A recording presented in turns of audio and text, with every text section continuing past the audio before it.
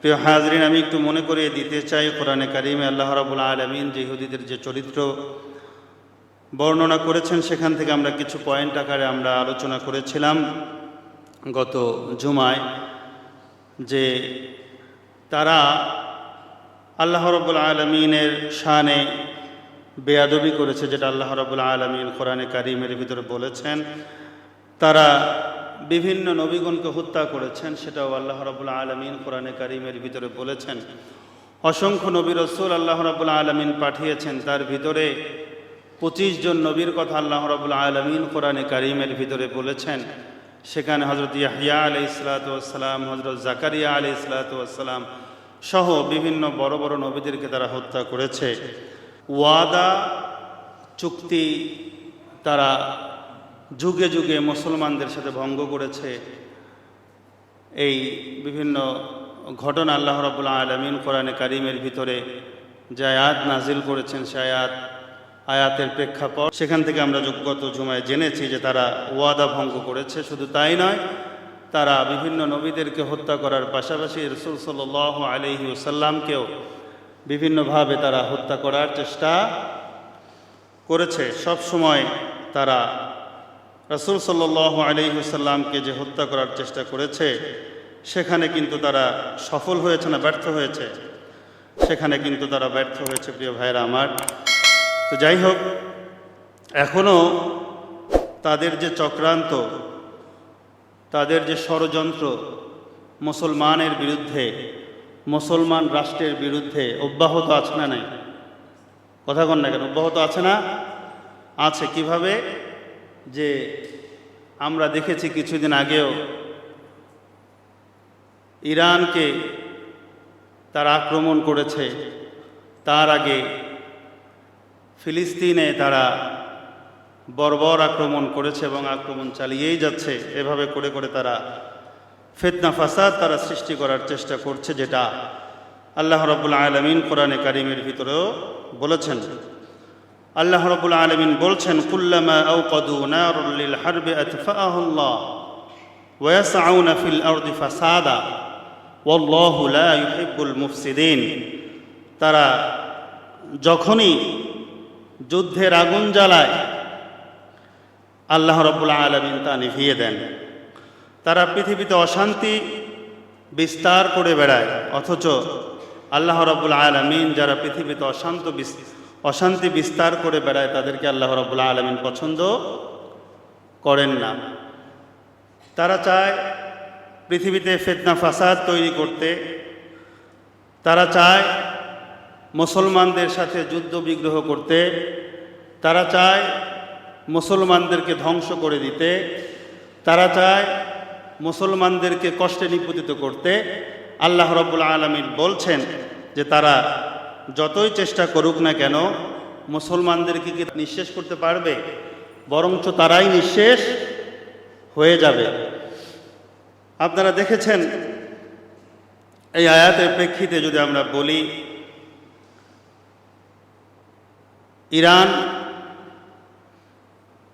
ইরানের সাথে আমাদের আকীদাগত পার্থক্য থাকলেও ইসরায়েল, ইহুদিরা ইরানকে যে আক্রমণ করেছে,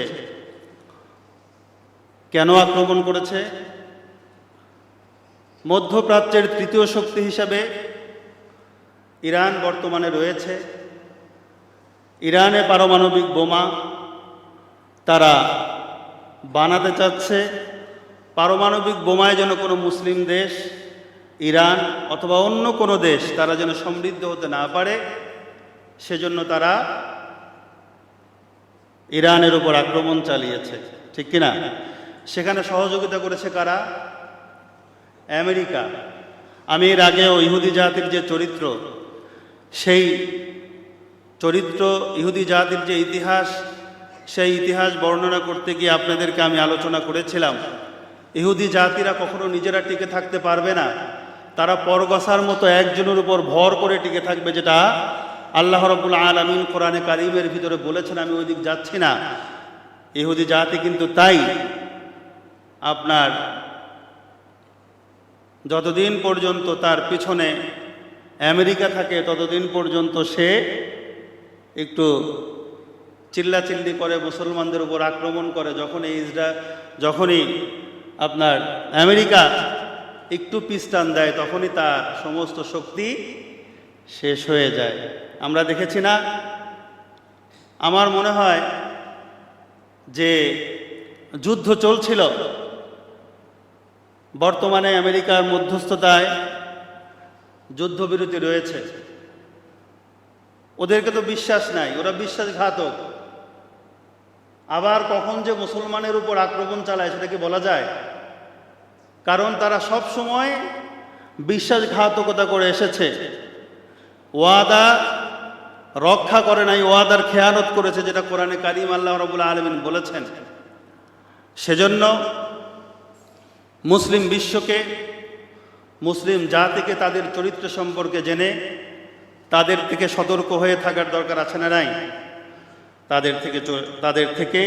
তাদের চরিত্রগুলো আমাদের মুসলমানদের মধ্যে যেন না থাকে, তাদের চরিত্র থেকে শিক্ষা নিয়ে সেই চরিত্রগুলোর যে বৈশিষ্ট্য রয়েছে সেখান থেকে আমাদেরকে শিক্ষা নিয়ে সেখান থেকে সেই বৈশিষ্ট্যগুলো পরিত্যাগ করে আমাদের সামনের জীবনকে গঠন করার জন্য আল্লাহ রাব্বুল আলামিন আমাদেরকে যেন তৌফিক দান। সকলে বলি আমিন। প্রিয় ভাইয়েরা আমার, এই যে ইহুদি জাতি, এই ইহুদি জাতির চরিত্র সম্পর্কে আল্লাহ রাব্বুল আলামিন কোরআনে কারীমের ভিতরে বলেছেন, তারা বিশ্বজুড়ে মুসলিমদের বিরুদ্ধে ষড়যন্ত্র এখন থেকে নাকি আগে থেকেই রয়েছে। তারা যখন এসেছে তখন থেকেই রয়েছে। তারা মুসলিম রাষ্ট্রগুলোর ভিতরে ফিতনা ফাসাদ তৈরি করছে এবং মুসলমানদের যে ঈমানী শক্তি, সেই ঈমানী শক্তিকে ধ্বংস করার জন্য তাদের সাংস্কৃতিক আগ্রাসন চালাচ্ছে। তারা বিভিন্নভাবে মিডিয়াকে দখল করে রেখেছে। যে মিডিয়াগুলো আমরা ব্যবহার করছি এটা কিন্তু তাদেরই মিডিয়া, ঠিক কিনা? আপনি দেখবেন ইউটিউবে এখন যেই সমস্ত বক্তব্যগুলো আছে, সেই সমস্ত বক্তব্যগুলোর ভিতরে যেই সমস্ত বক্তব্যে বারবার ইহুদিদের নাম উচ্চারণ করা হয়, সেই বক্তব্যগুলোকে কিন্তু তারা ডাউন করে দিচ্ছে, তারা কিন্তু সেখান থেকে মুছে দিচ্ছে। আপনারা কি টের পেয়েছেন? চ্যাট জিপিটি সম্পর্কে অনেকের আইডিয়া আছে। চ্যাট জিপিটি কিছুদিন আগেও চ্যাট জিপিটিকে যদি আপনি প্রশ্ন করতেন যে তোমার কাছে সর্বশ্রেষ্ঠ ধর্ম কোনটি, চ্যাট জিপিটি কিন্তু উত্তর দিত, আমি যদি মানুষ হতাম, আমি তো মানুষ নই, আমি যন্ত্র, আমি যদি মানুষ হতাম তাহলে আমি বলতাম আমার কাছে সবচাইতে উৎকৃষ্ট ধর্ম হচ্ছে ইসলাম ধর্ম। আমি গত পরশুদিন আবার চ্যাট জিপিটিকে প্রশ্ন করলাম তোমার কাছে শ্রেষ্ঠ ধর্ম কোনটা, চ্যাট জিপিটি আমাকে উত্তর দিয়েছে যে আমি তো যন্ত্র, আমার কাছে কোনো ধর্ম শ্রেষ্ঠ নয়। আপনারা কি বুঝতে পারছেন কি চলছে? তারা প্রযুক্তিগত দিক থেকে অনেক বেশি এগিয়ে গিয়েছে, আমরা সেখান থেকে পিছিয়ে রয়েছি। প্রিয় ভাইয়েরা আমার, সেজন্য আমরা মুসলিম জাতি হিসেবে আমাদেরকে এই সমস্ত বিষয়ে পারদর্শিতা অর্জন করে তাদের মোকাবেলা করা দরকার। তারা চায় না কোনো মুসলমান রাষ্ট্র মাথাচাড়া দিয়ে উঠুক। আপনারা দেখেছেন ইসরায়েলের সর্বোচ্চ নেতা যিনি নেতানিয়াহু, তিনি বলেছেন কি যে আমরা প্রথমে ইরানকে ধরব, তারপরে কাকে ধরব? পাকিস্তানকে ধরব। তারা বলেছে না? তারা বলছে ইরান এবং পাকিস্তানে যদি পরমাণু বোমা থাকে তাহলে তারা নাকি পৃথিবীতে সন্ত্রাস ছড়াবে। তারা বলছে, চিন্তা করে দেখুন তো দেখি, তারা নিজেরা পৃথিবীতে সন্ত্রাস ছড়াচ্ছে। তাদের যে মিডিয়াগুলো রয়েছে সেই মিডিয়াগুলোর মাধ্যমে তারা মুসলিম রাষ্ট্রগুলোকে সন্ত্রাসী বানাচ্ছে তাদের মিডিয়াগুলোর মাধ্যমে। কেন পারছে তারা? তার কারণ হচ্ছে যে মিডিয়াগুলো আমরা ব্যবহার করছি সেই মিডিয়াগুলো কর্তৃত্ব কাদের হাতে রয়েছে বলেন? ইসরায়েলের হাতে রয়েছে, ইহুদিদের হাতে রয়েছে। সেজন্য তারা কোনো মুসলমান দেশ যদি একটু মাথা চারা দিয়ে ওঠে তখন তাদেরকে সন্ত্রাসী বানানোর জন্য বিভিন্নভাবে তারা অপপ্রচারে লিপ্ত হয়ে যায়। এই অপপ্রচারে লিপ্ত হওয়া তাদের মজ্জাগত বৈশিষ্ট্য, যেটা তারা তাদের জন্মের পর থেকেই তারা করে আসছে। প্রিয় ভাইরা আমার, আমরা দেখেছি যে ইহুদিরা সব সময়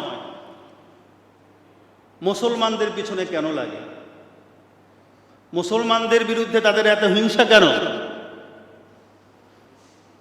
মুসলমানরা তাদের এত শত্রু কেন? আমরা একটু প্রথম থেকে জানার চেষ্টা করব ইনশাআল্লাহ।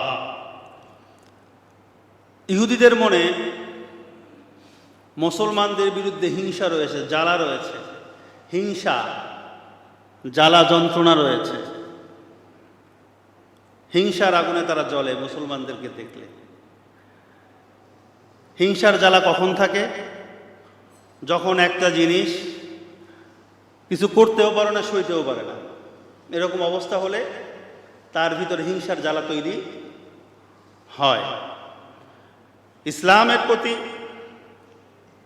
তাদের বিদ্বেষের অন্যতম কারণ হল শেষ নবী তাদের বংশে না আসা। এটা হচ্ছে তাদের মুসলমানদের উপরে তাদের হিংসার অন্যতম কারণ। ইহুদিরা তাওরাত কিতাবের অধিকারী, তাই না? তাদের নবীর নাম কি? মূসা আলাইহিস সালাম। তাদের নবীর নাম কি?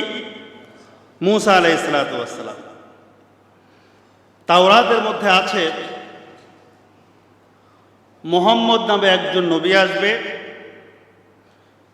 এবং এই মুহাম্মাদের উপরে যে কিতাব নাজিল হবে সেই কিতাবের নাম হবে কোরআন। এটা তাদের তাওরাতে লেখা আছে। এইটা যখন তারা পড়ে তখন তাকে তাদের বুকের ভিতরে, মনের ভিতরে আশার সঞ্চার হয় যে মুহাম্মদ সাল্লাল্লাহু আলাইহি ওয়াসাল্লাম নিশ্চয়ই শেষ নবী যিনি আসবেন তিনি অবশ্যই আমাদের বংশে আসবেন। ইব্রাহিম আলাইহিস সালামের দুই সন্তান, একজন হচ্ছে হযরত ইসমাঈল আলাইহিস সালাম আর একজন হচ্ছে হযরত ইসহাক আলাইহিস সালাম। ইসমাঈলের বংশে কোনো নবী নাই, কিন্তু ইসহাক আলাইহিস সালামের বংশে শুধু নবী আর নবী। এরই ধারাবাহিকতায় তারা মনে করছে তাওরাতের ভিতরে যে সুসংবাদ দেয়া হয়েছে সেটা অবশ্যই আমাদের বংশ থেকে আসবে। ইহুদিরা যখন তাদের সময়ে তারা তো যেহেতু কিতাবের অধিকারী, ওই কিতাব যদি তারা মানে তখন তারা মুমিন, তখন তারা একত্ববাদের বিশ্বাসী। যেমন বর্তমানে কোরআনকে যারা মানবে তারা একত্ববাদে বিশ্বাসী। তো যখন তাওরাত ছিল, তাওরাতকে যারা মানবে তাদেরকে বলা হতো একত্ববাদে বিশ্বাসী। আর এর বাইরে যারা আছে তারা কাফের বা মুশরিক। তাদের সাথে যখন যুদ্ধ লাগতো এই ইহুদিদের, তখন তারা পেরে উঠত না, পারত না তাদের সাথে। বেশিরভাগ সময় তারা হেরে যেত। ইহুদিরা তখন আল্লাহর কাছে দোয়া করত, আল্লাহ আমাদের তাওরাতে আপনি যে নবীর কথা বলেছেন সেই নবীকে আপনি তাড়াতাড়ি আমাদের মাঝে পাঠিয়ে দেন, আমরা যেন তার পাশে থেকে মুশরিকদের সাথে, কাফেরদের সাথে যুদ্ধ করতে পারি। কারণ আমরা তো পারছি না, তিনি যদি আসেন তার পাশে থেকে আমরা যদি যুদ্ধ করতে পারি তাহলে আমরা বিজয় লাভ করব, বিজয় অর্জন করব। এটা কাদের ভাষ্য? কথা বলেন। ইহুদিদের ভাষ্য। তার মানে তাওরাতে যে ভাষ্যটা এসেছে তার উপরে তারা ঈমান এনেছে, বিশ্বাস করেছে যে কি তাওরাতে আছে যে শেষ নবী আসবে এবং তার উপর যে কিতাব নাজিল হবে সেই কিতাবের নাম হচ্ছে কোরআন, আর কিতাব যার উপর নাজিল হবে তার নাম কি মুহাম্মদ। সেজন্য তারা মুহাম্মদের জন্য দোয়া করছে, তিনি যদি পৃথিবীতে আসেন তাহলে আমরা তার সাথে তার উপর ঈমান এনে তার সাথে আমরা যখন যুদ্ধ করব তখন তারা আর পারবে না। তাহলে মুহাম্মদের উপর তাদের ঈমান আছে না নাই? কথা কন, আছে। আল্লাহ রাব্বুল আলামিন বলেন, ওয়ালাম্মা জাআহুম কিতাবুম মিন ইনদিল্লাহি মুসাদ্দিকুল লিমা মাআহুম ওয়া কানু মিন ক্বাবলু ইস্তাফতিহুনা আলাল্লাযীনা কাফারু। যখন তাদের রবের পক্ষ থেকে তাদের কাছে কোরআন আসলো, তারা এতদিন যা দোয়া করেছে সেই দোয়ার ফসল হিসাবে যখন আল্লাহ রাব্বুল আলামিন পৃথিবীতে আমাদের নবী হযরত মুহাম্মদ সাল্লাল্লাহু আলাইহি ওয়াসাল্লামকে পাঠালেন, তার উপর যখন কোরআন নাজিল হয়ে গেল, মুসাদ্দিকুল লিমা মাআহুম, সেই কোরআনের সাথে থাকা তাওরাতকে সত্যায়নকারী, সেই কোরআন হচ্ছে তাওরাতকে সত্যায়নকারী। কোরআন তো তাওরাতকেও সত্যায়ন করেছে না? সমস্ত কিতাবকে কোরআন তো সত্যায়ন করেছে। তারা ওয়াকানু মিন ক্বাবলু ইস্তাফতিহুনা আলাল্লাযীনা কাফারু, ইতিপূর্বে তারা কাফেরদের বিরুদ্ধে আল্লাহর কাছে যে নবীর মাধ্যমে বিজয় কামনা করত, সেই নবী যখন আসলো, সেই নবীকে আল্লাহ রাব্বুল আলামিন যখন পাঠালেন, ফালাম্মা জাআহুম মা আরাফু কাফারু বিহি, যখন তাদের কাছে কোরআন আসলো তখন কোরআনকে তারা চিনল, ওই কোরআনের বাহক মুহাম্মদ সাল্লাল্লাহু আলাইহি ওয়াসাল্লামকেও চিনল। অর্থাৎ তারা বুঝতে পারল যে এটাই হচ্ছে সেই কোরআন যেই কোরআনের জন্য আমরা দোয়া করেছিলাম। তারা মুহাম্মদ সাল্লাল্লাহু আলাইহি ওয়াসাল্লামকেও চিনল যে এটাই হচ্ছে সেই নবী যেই নবীর জন্য আমরা দোয়া করেছিলাম। তারা বুঝতে পারল, অর্থাৎ তারা চিনল। ফালাম্মা জাআহুম মা আরাফু, অর্থাৎ তারা চিনল এটা শেষ নবী, তারা চিনল এটা কোরআন যাদের জন্য আমরা দোয়া করেছিলাম। তখন তারা জিজ্ঞেস করল যে ইনি কোন নবীর বংশধর? এই যে মুহাম্মদ আসলো, তারা কোন নবীর বংশ থেকে এসেছে? তখন তাদেরকে উত্তর করা হলো, এটা হচ্ছে ইসমাঈল নবীর বংশ থেকে এসেছে। উনি বনী ইসরাইল বংশ থেকে আসে নাই। যখন তারা শুনল, তারা বলল কাফারু বিহি, আমরা মানি না। একটু আগে কি বলল? তারা চিনল, চিনার পরে বলছে আমরা মানি না। কেন মানি না? তার কারণ হচ্ছে তাদের মনোপুত হয় নাই। গত জুমায় আলোচনা করেছিলাম, তাদের মনোপুত যা হয়েছে সেটা তারা মেনেছে, তাদের মনোপুত যা হয় নাই সেটা তারা মানে নাই। তাহলে বলেন তো দেখি, যখন তারা অস্বীকার করলো, এখন কি তারা তাওরাতে বিশ্বাসী থাকলো? আমার কথা মনে হয় বোঝেন নাই। যখন তারা অস্বীকার করলো, কারণ তাওরাতে নবী মুহাম্মদের কথা আছে, কোরআনের কথা আছে, সেটা তারা বিশ্বাস করেছে। বিশ্বাস করার পরে দোয়া করেছে। দোয়া করার পরে আল্লাহ রাব্বুল আলামিন যখন নাজিল করলেন কোরআন এবং পাঠিয়ে দিলেন শেষ নবী বিশ্ব নবী মুহাম্মদুর রাসূলুল্লাহ সাল্লাল্লাহু আলাইহি ওয়াসাল্লামকে, এবং তাদেরকে চিনল, তারা চেনার পরে যখন তারা অস্বীকার করলো, তখন কি তারা তাওরাতে বিশ্বাসী থাকলো? আর তাওরাতে যদি বিশ্বাসী না থাকে তখন কি হয়ে যায়? কথা কন না কেন? এই যে বর্তমানে কোরআনকে যারা বিশ্বাস করবে না তারা কি হয়ে যাবে? কাফের হয়ে যাবে। তো তাওরাতকে যারা বিশ্বাস করলো না তখন তারা কি হয়ে গেল? কাফের হয়ে গেল। কারণ তারা শুনেছে তাওরাতে নবী মুহাম্মদ আসবে, তাওরাত সত্য, তাওরাত তাদের ধর্মীয় কিতাব। ওই কিতাবের কথা তারা বিশ্বাস করে নাই নবী মুহাম্মদ সাল্লাল্লাহু আলাইহি ওয়াসাল্লামকে এবং কোরআনকে অস্বীকার করার মাধ্যমে।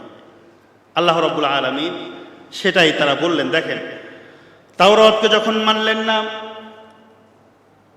আল্লাহ রাব্বুল আলামিন ঘোষণা করলেন ফালা'নাতুল্লাহি আলাল কাফিরিন। আল্লাহ রাব্বুল আলামিন যারা কাফের তাদের উপরে লানত বর্ষণ করেন। বলেন নাউজুবিল্লাহ। তারা তো অবিশ্বাসী হয়ে গেছে, এখন তারা তাদের কিতাবে বিশ্বাসী নাই। আল্লাহ রাব্বুল আলামিন বললেন তারা কাফের, তাদের উপর আল্লাহর অভিশাপ রয়েছে। এই হচ্ছে ইহুদি জাতি। যখন তারা শুনল ইসমাইল আলাইহিসসালাতু ওয়াসসালামের বংশধর থেকে নবী এসেছেন, তখন তাদের গায়ে জ্বালাপোড়া শুরু হয়ে গেল। তখন তারা মানতে পারল না এবং তখন থেকেই মুসলমানদের বিরুদ্ধে বিভিন্ন ষড়যন্ত্রে তারা লিপ্ত হয়ে গেল এবং মুসলমান তাদের ঘোর শত্রু। তাদের ইহুদিদের কেন? তার কারণ হচ্ছে তাদের মনোপুত হয় নাই, অর্থাৎ তাদের যে নবী সেই নবীর বংশধর থেকে আসে নাই। এটা হচ্ছে ইহুদিদের চরিত্র। তারা ছিল ঘোর সাম্প্রদায়িকতার কথা তারা বলে। এদের অধিকাংশই এমন, তারা নিজেদের পূর্বসূরীদের মতাদর্শ ছাড়া তারা অন্য কিছু বিশ্বাস করতে চায় না। তাদের পূর্বপুরুষ যারা বিশ্বাস করেছে ওই বিশ্বাস ছাড়া তারা অন্য কিছু বিশ্বাস করতে রাজি নয়। সত্য যতই আসুক না কেন এটা তাদের কর্ণকুহরে ঢোকে না। তাদের পূর্বপুরুষরা যা করে গেছে সেটাই তাদের অন্তরে ঢুকে আছে। তাদেরকে যখন কোনো বাণী প্রচার করা হতো তারা বলতো ক্বালু কুলুবুনা গুলফ, আমাদের অন্তরে পর্দা লাগানো আছে। আমাদের অন্তরে এগুলো ঢোকে না। তোমরা কি বলো এগুলো? আমাদের অন্তরে এগুলা, আমাদের ভিতরে কিন্তু এই ধরনের কিছু লোক আছে। আমি একটু আঙ্গুল দিয়ে দেখাই দেই। আমাদের ভিতরে এমন লোক পাবেন, যদি নিজের মনোপুত যদি না হয় আমরা সেই সত্যকে গ্রহণ করতে চাই না, অথবা নিজের দলের মনোপুত যদি না হয় আমরা সেই সত্যকে গ্রহণ করতে চাই না। আছে না নাই? অনেক মানুষের ভিতরে আছে। আপনি দেখবেন কেউ বিএনপি করে, বিএনপির যে মতাদর্শ রয়েছে তার বাইরে বলবেন, কোরআন দিয়ে বলবেন, হাদিস দিয়ে বলবেন, তারা তাদের কর্ণকুহরে পৌঁছায় না। কেউ জামাত ইসলামী করে, এদের ভিতরে অনেক লোক রয়েছে, আপনি তাদের মতাদর্শের বাইরে যদি কোরআন দিয়ে বলেন এটা তাদের কর্ণকুহরে ঢোকে না। অনেক চরমনায়ের মুরিদ রয়েছে, তাদের দলের বিরুদ্ধে বললে তাদের কানে এগুলো পৌঁছায় না। আমরা তো সেই জাতি। আল্লাহ রাব্বুল আলামিন বলছেন ওয়াতাসিমু বিহাবলিল্লাহি জামিআ, তোমরা আমার রশিকে আঁকড়ে ধরো, অর্থাৎ তোমরা বিভক্ত হয়েও না। আমরা নিজেদের দলের না হলে আমরা তার পক্ষে কথা বলি না, বরঞ্চ তার বিপক্ষে চলে যাই। আছে না আমাদের চরিত্র? বলেন। এটা ইহুদিদের চরিত্র। আমরা প্রথম দেখাতেই যদি মনে করি যে ও জামাত ইসলাম করে, আমি যদি জামাত ইসলামের বিপক্ষে হই, ও ভালো না। সে যদি চরমনাই করে, আমি যদি চরমনাইয়ের বিপক্ষে হই, সে ভালো না। সে যদি অন্য দল করে, আমি যদি সেই দলের বিপক্ষ হই, সে ভালো না। প্রথম থেকে তার সম্পর্কে না জেনে আমরা তার বিরোধিতা শুরু করে দেই। আমাদের সমাজে নাই? অহরহ দেখবেন। এই সমস্ত বৈশিষ্ট্য যদি আপনার ভিতরে থাকে তাহলে আপনার ভিতরে ইহুদিদের চরিত্র রয়েছে। আপনি যতই ইসলামী আন্দোলন করেন না কেন, আপনি যাই করেন না কেন, আপনার ওই ঈমান দিয়ে অন্তত পক্ষে জান্নাতে যাওয়া যাবে না। আপনার ভিতরে হিংসা রয়েছে, ঠিক কিনা বলেন? ইহুদিদের ভিতরে এরকম হিংসা জ্বলত। আল্লাহ রাব্বুল আলামিন বলছেন, বাল তাবা আল্লাহু আলাইহা বিকুফরিহিম ফালা ইউমিনুনা ইল্লা কলিলা। তাদের কাছে যখন কোরআনের আয়াত বর্ণনা করা হতো, তাদের কাছে যখন সত্য মতাদর্শ যখন বর্ণনা করা হতো, ক্বালু কুলুবুনা গুলফ, তারা বলতো আমরা শুনতে চাই না, আমাদের অন্তরে পর্দা লাগানো হয়েছে, তো সুতরাং তোমরা যতই ওয়াজ করো না কেন আমাদের কানের ভিতরে তো ঢুকবে না। আল্লাহ রাব্বুল আলামিন বলছেন, বাল তাবা আল্লাহু আলাইহা বিকুফরিহিম, বরং হঠকারিতার কারণে আল্লাহ রাব্বুল আলামিন তাদের অন্তরে মোহর মেরে দিয়েছেন। সেই জন্য তাতে সত্য যে সঠিক কথাগুলো রয়েছে সেই কথাগুলো তাদের কর্ণকুহরে ঢুকলেও তাদের অন্তরের ভিতরে ঢোকে না, তাদের অন্তরে ঢোকে না। তারা মজলিসে বসার পূর্বেই তারা মনে করে নিয়েছে এই হুজুর যাই বলে বলুক, এইগুলো আমার শোনার দরকার নাই, কারণ এই হুজুর আমার দলের না, আছে না? এই হুজুর যাই বলে বলুক, ও আমার শোনার দরকার নাই। সুতরাং আপনার ভিতরে ঢুকবে না। আল্লাহ রাব্বুল আলামিন বলছেন তাদের অন্তরের ভিতরে আল্লাহ রাব্বুল আলামিন মোহর মেরে দিয়েছে। প্রিয় ভাইরা আমার, রাসূল সাল্লাল্লাহু আলাইহি ওয়াসাল্লাম যখন তাদেরকে দাওয়াত দিতেন, তারা এতটাই অহংকারী ছিল। রাসূল সাল্লাল্লাহু আলাইহি ওয়াসাল্লাম যখন দাওয়াত দিতেন তখন তারা কি করতো সেটা কোরআনে আল্লাহ রাব্বুল আলামিন বলছেন। আল্লাহ রাব্বুল আলামিন বলেছেন, ওয়াইযা ক্বিলা লাহুম আমিনু বিমা আনজালাল্লাহু ক্বালু নু'মিনু বিমা উনজিলা আলাইনা ওয়া ইয়াকফুরুনা বিমা ওয়ারাআহু ওয়া হুয়াল হাক্কু মুসাদ্দিকাল লিমা মাআহুম। ওয়াইযা ক্বিলা লাহুম আমিনু বিমা আনজালাল্লাহ, যখন তাদেরকে বলা হয় আল্লাহর নবী আল্লাহ রাব্বুল আলামিন যা নাজিল করেছেন তার উপর তোমরা ঈমান আনো, তখন তারা বলে ক্বালু নু'মিনু বিমা উনজিলা আলাইনা ওয়া ইয়াকফুরুনা বিমা ওয়ারাআহু, আমরা শুধু আমাদের উপর যা নাজিল করা হয়েছে তা মানব, অন্য কিছুই আমরা মানব না। কি বলে? আমাদের উপরে যা নাজিল করা হয়েছে, তাদের উপরে কি নাজিল করা হয়েছে? আমার কথা মনে হয় বুঝতেছেন না, কঠিন হয়ে যাচ্ছে। ইহুদিদের উপরে কি নাজিল করা হয়েছে বলেন? তাওরাত। কি নাজিল করা হয়েছে? তাওরাত। যখন রাসূল সাল্লাল্লাহু আলাইহি ওয়াসাল্লাম কোরআন দিয়ে তাদেরকে দাওয়াত দিতেন তখন তারা বলতো আমাদের উপরে যা নাজিল করা হয়েছে তা ছাড়া আমরা অন্য কিছু মানি না। আচ্ছা বলেন তো দেখি, তাদের উপরে যা নাজিল করা হয়েছে সেটাও কি তারা মানে? বোঝেন নাই? সেটাও কি তারা মানে?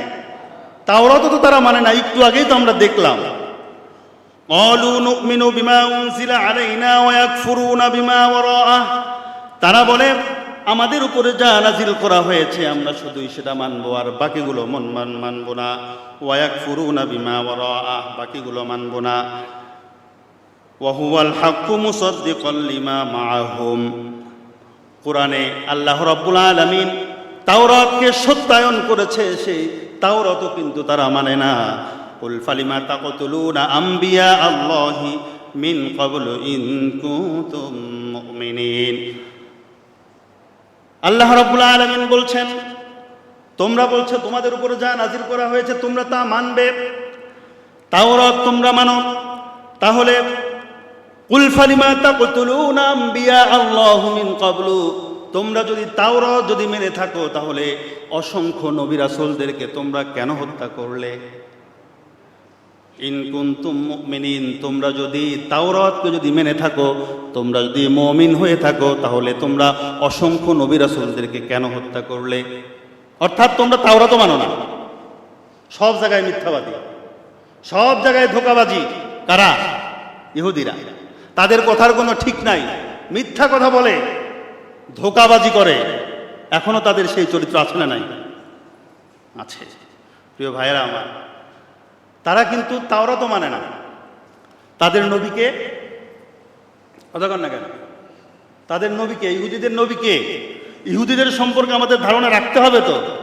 তাদের নবীকে জোরে বলেন। ইহুদিদের নবী কে? হযরত মূসা আলাইহিস সালাম। জোরে বলেন, সবাই বলেন। তাদের উপরে কোন কিতাব নাজিল হয়? তাওরাতকে কি তারা মানে? তাওরাতকে তারা না মানলে কি হয়ে গেছে? তারা কাফের হয়ে গেছে। ধারণা ঠিক রাখেন। দেখেন, তাদের নবীকে মূসা আলাইহিস সালাম, তারা মূসাকেও মানে না। তারা তো বলে যে আমাদের কাছে যেটা আসছে সেটা মানি। তাদের নবী তারা মূসাকেও মানে না, তাওরাতকে তো মানেই নাই, তাদের নবীকেও তারা মানে না। আল্লাহ রাব্বুল আলামিন বলছেন, ওয়ালাকাদ জাআকুম মূসা বিল বাইনাতি সুম্মা ইত্তাখাযতুমুল ইজলা মিন বা'দিহি ওয়া আনতুম যালিমুন। মূসা আলাইহিস সালাম যা এনেছে সেটাও তারা মানে নাই, তারা হচ্ছে জালেম। দেখেন, ছোট্ট একটু ঘটনা বলি, তাহলে আপনাদের বোঝা আসবে। মূসা আলাইহিস সালাম যখন তুর পাহাড়ে গেলেন তাওরাত আনার জন্য, কাদের অনুরোধে গেলেন? ইহুদিদের অনুরোধে। তারা বলল যে তুমি যদি নবী হয়ে থাকো তাহলে আল্লাহর কাছ থেকে কিতাব নিয়ে আসো। তখন তারা বলল, ঠিক আছে যাও, আমি 40 দিনের জন্য যাচ্ছি, আমি কিতাব নিয়ে আসছি, তোমরা কিন্তু ঠিকঠাক মতো চলবা। কয়ে ঠিক আছে, আমরা ঠিকঠাক মতো চলব। চলে গেল মূসা আলাইহিস সালাম। 40 দিন যখন আসলো না, 10 দিন যখন দেরি হলো, তারা কি করলো? সামিরি নামে একজন লোক ছিল, সেই লোক সবার কাছ থেকে স্বর্ণ নিয়ে সে স্বর্ণ দিয়ে একটা গরুর বাছুর বানালো। ওই সামিরি সে জিবরাইল আলাইহিস সালামের পদধূলি তার কাছে সংরক্ষণ করে রেখেছিল। এই পদধূলি যখন ওই গরুর বাছুরের মুখের মধ্যে দিয়ে দিল, তখন হাম্বা হাম্বা করতে শুরু করলো। হাম্বা হাম্বা যখন করতে শুরু করলো, তখন তো তারা আশ্চর্য হয়ে গেল। হ্যাঁ, এটাই তো আমাদের খোদা, এটাই আমাদের খোদা। অলৌকিক কিছু দেখলে আমরাও তো পায়ের উপরে পড়ি, পীর সাহেবের পড়ি না? কথা কান না কেন? পড়ি না? এরকম। তারপরে তারা মূসা আলাইহিস সালাম যখন আসলেন, আসার পরে তারা মূসা আলাইহিস সালাম দেখলেন যে কিরে, এরা তো বিপদে চলে গেছে, বিপদে চলে গেছে। মূসা আলাইহিস সালাম বললেন যে তোমরা এগুলো কি করছো?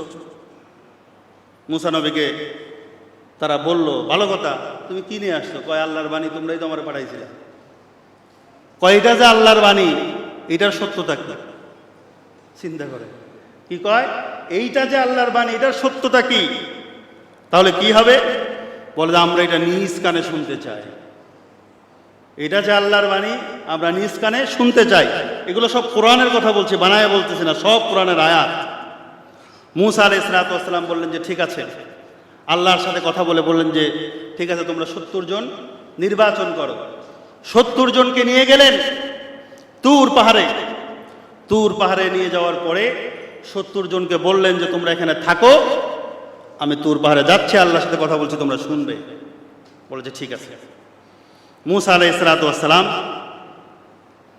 আল্লাহর কাছে গেলেন, কথা বললেন, সব তারা শুনতে পেলেন। শুনতে পারার পরে মূসা আলাইহিস সালাম যখন আসলেন, আসার পরে বলছে তোমরা শুনছো? কয় হ্যাঁ শুনছি। তখন ওই 70 জন আবার পরামর্শ করলো, এই আমরা আমাদের জাতির কাছে গিয়ে কি বলবো? কারণ এইখানে যে কঠিন কঠিন বিষয় লেখা আছে, ওই কঠিন কঠিন বিষয় আমাদের তো মানা সম্ভব না।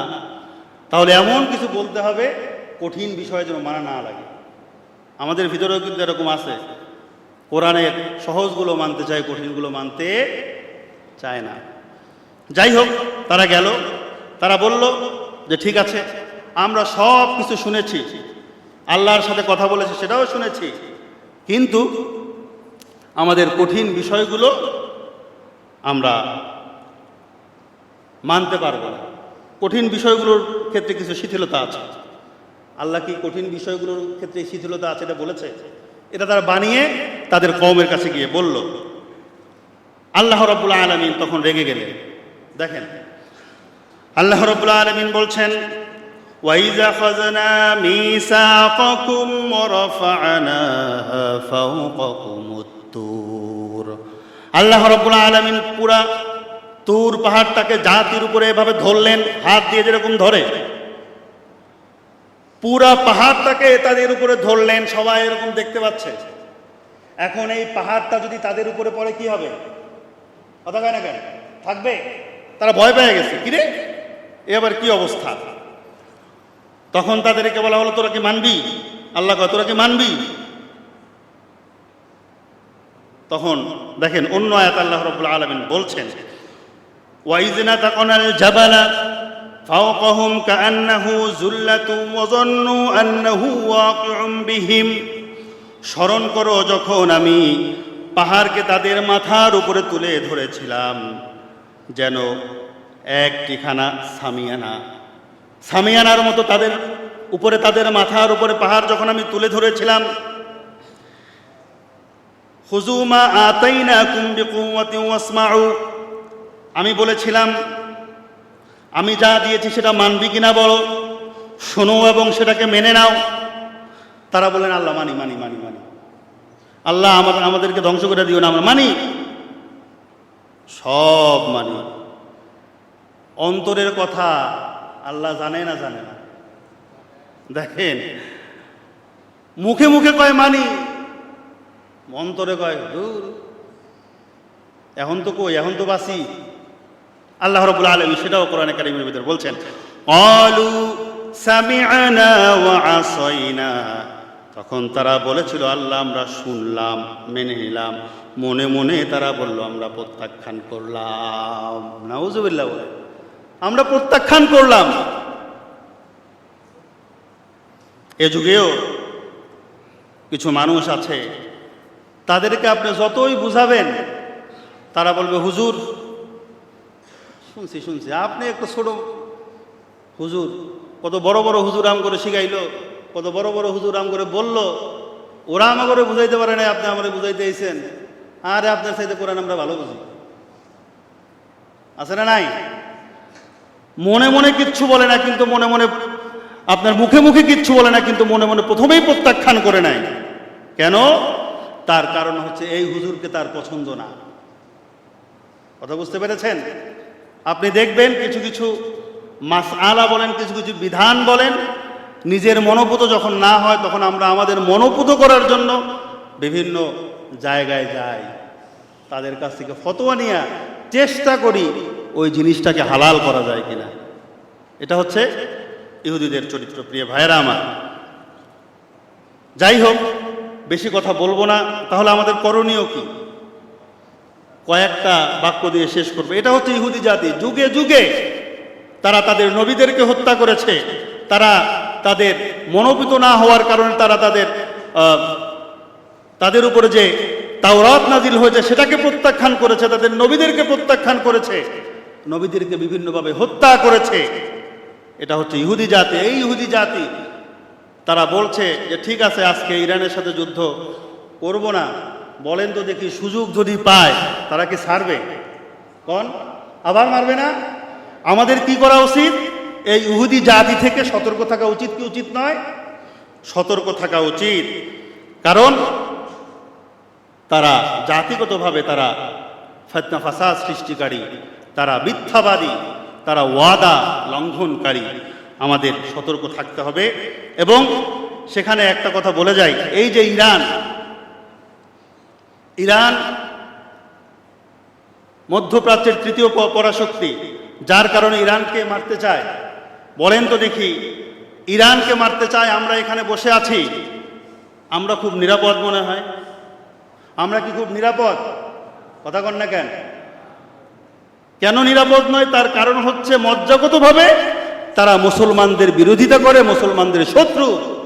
ওরা আজকে ইরানকে ধরবে, কালকে পাকিস্তানকে ধরবে, পরশুদিন সৌদি আরবকে ধরবে, তারপরে সিরিয়াকে ধরবে, তারপরে লেবাননকে ধরবে, তারপরে বাংলাদেশকে ধরবে না? রসুলের হাদিস তো এটা, রসুলের হাদিস। এমন একটা সময় আসবে যেই সময় ইহুদিরা গর্তের নিচে লুকাবে, পাথরের নিচে লুকাবে, তারপরে গাছের ভিতরে লুকাবে, পাথর ডাক দিয়ে বলবে যে আমার নিচে হাত্তা তুকাতিলুল ইয়াহুদ, প্রান্তে প্রান্তে ইহুদিদেরকে হত্যা করা হবে। ফায়াকুলুল হাজার ওয়ারাইল ইয়াহুদি, তখন পাথরগুলো ডাক দিয়ে বলবে, ও মুসলমানেরা, আমার পিছনে ইহুদি লুকিয়ে আছে, এদেরকে হত্যা করো, এদের বেঁচে থাকার অধিকার পৃথিবীতে নাই। ঠিক কিনা বলেন? এমন সময় আসবে, কিন্তু এই সময় আসতে আসতে মুসলমানদের অনেক পরীক্ষায় পতিত হতে হবে, অনেক সংগ্রাম করতে হবে। সুতরাং কারণ রাসূল সাল্লাল্লাহু আলাইহি ওয়াসাল্লামের হাদিস যে এমন ইহুদিদের যখন পতন হবে তার আগে এমন একটি যুদ্ধ হবে যে যুদ্ধে অনেক মানুষ, 1/3 মানুষ মারা যাবে, রক্তে টাকনু পর্যন্ত ঢেকে যাবে।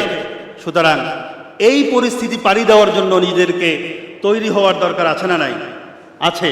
আমরা শুধু কিভাবে চুরি করা যায়, কিভাবে কি করা যায় বলেন তো দেখি। এই 54 বছরে বাংলাদেশে উল্লেখযোগ্য কোন আকাশ প্রতিরক্ষা যন্ত্র বানাতে পেরেছে যেটা বিশ্বকে দেখানো যায়?